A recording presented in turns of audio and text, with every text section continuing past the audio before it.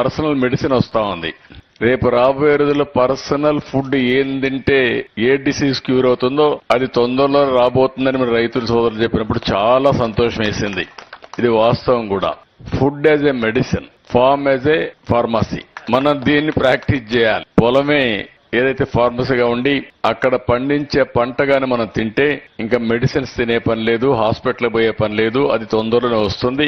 ఒకప్పుడు మన పెద్దలందరూ కూడా అప్పుడు హాస్పిటల్స్ లేవు కాబట్టి, ఫార్మా మెడిసిన్స్ కూడా పెద్దగా లేవు కాబట్టి మనం ఫుడ్ తోనే ఆ రోజు అన్ని కూడా చేశారు. ఫుడ్ తోనే ఒక విధంగా చెప్పాలంటే ఏ డిసీజ్ వచ్చినా ఆ డిసీజ్ కి తగ్గినట్టు, ఈవెన్ పాము గరిసినా ఆ పాము కాటుకు ఏ విధంగా ఏ రసాయనిక మన మామూలుగా మూలికలు పాడాలనో ఆ మూలికలు వాడారు. అలాంటివన్నీ కూడా మనకు ఒక ఏన్షియంట్ చరిత్ర ఉంది, హిస్టరీ ఉంది.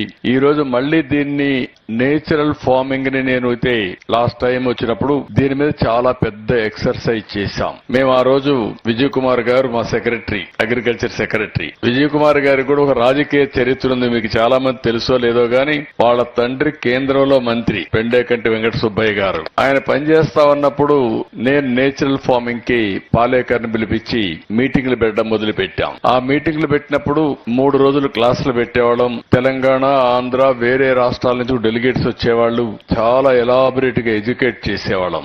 అప్పట్లో మా అగ్రికల్చర్ యూనివర్సిటీ పెద్ద కాన్ఫ్లిక్ట్ మాకు. ఈ నేచురల్ ఫార్మింగ్ అనేది బూటకం, ఇది సాధ్యం కాదని, అసలు కెమికల్ ఫెర్టిలైజర్స్ లేకపోతే పంటే రాదని. అక్కడి నుంచి వాళ్ళకు కూడా చెప్పాను, మీకేం నష్టం లేదు కదా, నీ పని నువ్వు చెయ్యి, వాళ్ళ పని వాళ్ళు చేస్తారని చాలా గట్టిగా చెప్పి వాళ్ళని కూడా కంట్రోల్ చేశారు. అదర్వైజ్ కాన్ఫ్లిక్ట్ పెట్టుకున్నారు. మీరు అనవసరంగా టైం వేస్ట్ చేస్తున్నారు, రిసోర్సెస్ వేస్ట్ చేస్తున్నారని చెప్పి మాట్లాడితే గట్టిగా వాళ్ళందరినీ కంట్రోల్ చేశాం. అప్పట్లోనే దీన్ని ఇంటర్నేషనల్ స్థాయికి తీసుకెళ్లాం. ప్రపంచంలో ఉండే ఆర్గనైజేషన్స్ అన్ని కూడా పెట్టి మేము నేచురల్ ఫార్మింగ్ వెళ్తున్నాం, మీరు కూడా సహకరించండి అని అడిగితే ఇంటర్నేషనల్ ఏజెన్సీస్ అన్ని ముందుకొచ్చాయి. అప్పట్లోనే ఒకటి కాదు, యునైటెడ్ నేషన్స్ గాని దావోస్ లో దీన్ని షో కేసింగ్ చేశాం.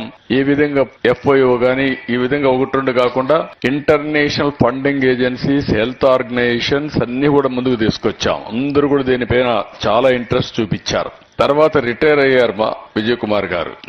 ఆ రోజు నా దగ్గరికి వచ్చి నేను రిటైర్ అవుతున్నాను సార్, చాలా అంటే మామూలుగా రిటైర్ అయ్యే మునుపు అందరూ కూడా హ్యాపీగా ఫ్రీ అవుతాం అనుకుంటారు. అప్పుడు నేను రిటైర్ అయ్యి ఏం చేస్తామన్నా, ఏమో సార్ హైదరాబాద్ లో సెటిల్ అవుతాను, ఏదో చిన్న చిన్న పనులు చేసుకుంటారంటే నేను అన్నాను, కాదు నీ కోసం ఒకటి వెయిట్ చేస్తామంది, నేచురల్ ఫార్మింగ్ ఒకటి ఈ సొసైటీ ఉంది, ఈ ఆర్గనైజేషన్ మీరు లీడ్ చేయాల్సిన అవసరం ఉంది, మీరు లీడ్ చేయమంటే ఇది సాధ్యమా అంటే కాదు, ఒకప్పుడు దీని వల్ల మీకు మంచి పేరు వస్తుంది, మీ తండ్రి కంటే మీకు మంచి పేరు వస్తుందని ఆ రోజు చెప్పాను నేను ఆయనకి.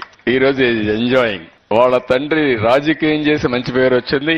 ఈయన ఇప్పుడు నేచురల్ ఫార్మింగ్ లో రైతులకు గైడ్ చేసి శాశ్వతంగా రైతుల గుండెల్లో ఉండే విధంగా ముందుకు పోతున్నారు. దానికి చాలా సంతోషంగా ఉంది.